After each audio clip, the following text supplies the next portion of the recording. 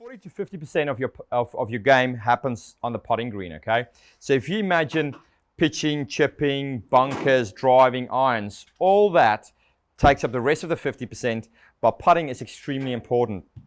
Now, one, I don't think people focus on putting enough, they don't practice it enough, and just by working on your putting a little bit more, you can definitely take off a lot of shots off your game.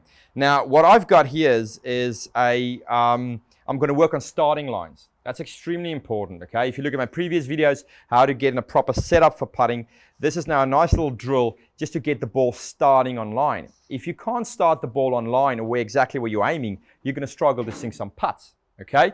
So I find probably one of the best ways to practice your putting is using training aids. Now, if we look down here at the training aid I have here, this is called Putt Out. I have about, you can put tees down, you can put coins down. I have these plastic circles, and I have about, I would say, a good 2-inch gap here for my starting line where I want the ball to start. I set up my ball in the training aid here. So the whole idea is once you aim down your target line, you want to try and get this ball starting directly where you're aiming, your starting direction, okay? So I'll just demonstrate one to you. So I've got my ball pointing at the target here. I'm just going to try and get it through the starting line.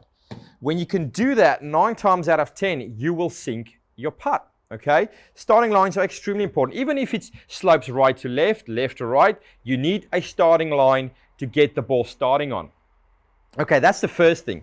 The second thing is, if you get a little bit better at this and you feel like I'm getting my starting line, by the way, this is about 2 to 3 feet in front of me.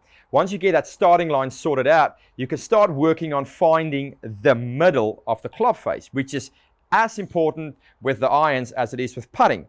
If you hit it, heel or toe or bottom or top, the ball will react differently. So what I got here is again with this Putt Out, I have, if you look down here, I have this gate here where I have about, I would say, half centimeter on the left, half centimeter on the right, where my club head will go through. And that will help me finding the middle of the putter face, and that will help me again get me much better distance, starting lines, ball will roll end over end at the end of the day, okay? Training aids are really important. I'm going to do one more putt here just to demonstrate how it works. So we got a starting line. I put the gate up here, which my putter head can go through. And then this is about, I would say, what, 7-foot putt. And from here, it's exactly the same thing. I want to try and get it through the gate, through the starting line. There you go, okay? Once you get confident with this and you can take it to the golf course, I promise you will sink more putts. But you have to first practice it, get confident in it, ingrain it over and over and over. Just put some hours in. And when you get back to the golf course, you'll definitely sink more putts.